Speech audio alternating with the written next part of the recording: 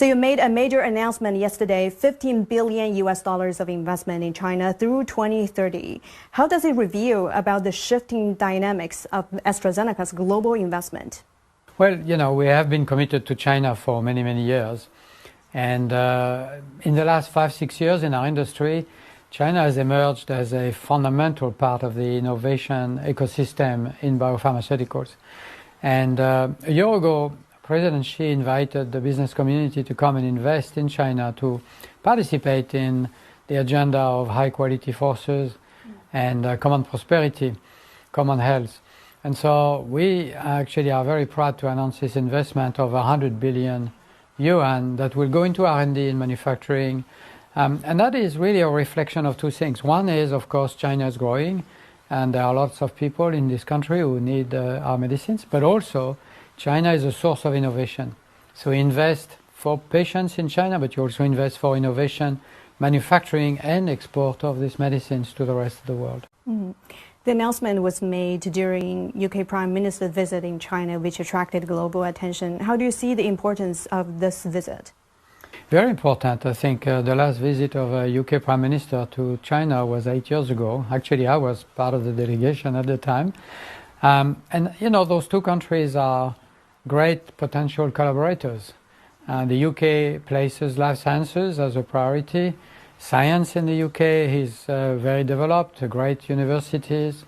Same for China, focus on science, focus on innovation. But beyond my sector is life sciences, of course, but beyond my sector, there's also potential for collaboration in AI, potential for collaboration in green energy, green transition, energy transition. So I think the Prime Minister Starmer's visit has been very successful and hopefully set the stage for increased collaboration in the future. Has it elevated your outlook about investing in China? Well, I think you have to start from the fact that the world is facing many challenges, right? And I'm a strong believer that the challenges can be dealt with through science, innovation, and collaboration. So collaboration across companies and public sectors, universities is key, but collaboration between countries is also key.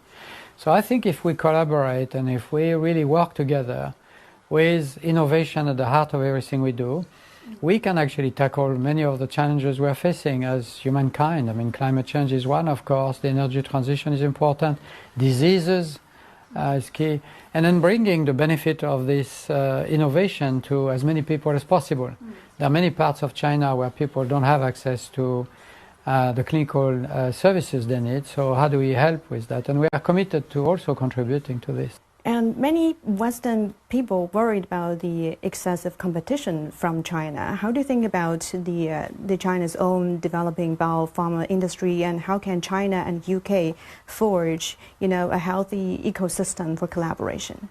I'm a believer that competition is good. You have to focus on science, and then you have to compete. So I tell my team we have to collaborate. That's key, but we also have to learn to compete. And if you don't compete well, then basically, you're not going to do well and you're going to disappear. So in many ways, this competition coming out of China is an incentive for us to do even better. And if we all do better, then society will benefit. There will be more medicines, more innovation. So I see this as a positive factor. And last but not least, what do you hope to see from this level of investment in the next 3 to 5 years for, patients not only in China, but potentially globally? Yes, I mean, basically what we're going to do over the next few years is continue to invest in R&D, in our R&D centers in Beijing and in Shanghai. We're going to collaborate with even more biotech companies in this country. We are building our manufacturing network. We already have sites in Wuxi, in Qingdao, in Beijing.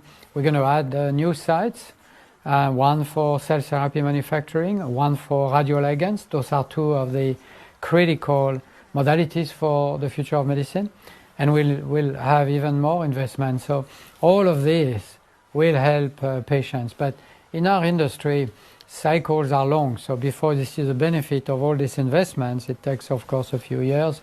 But I think the future is bright. I mean, the time when we can cure some cancers is actually not that far. And all this collaboration and investment in innovation will help us address that.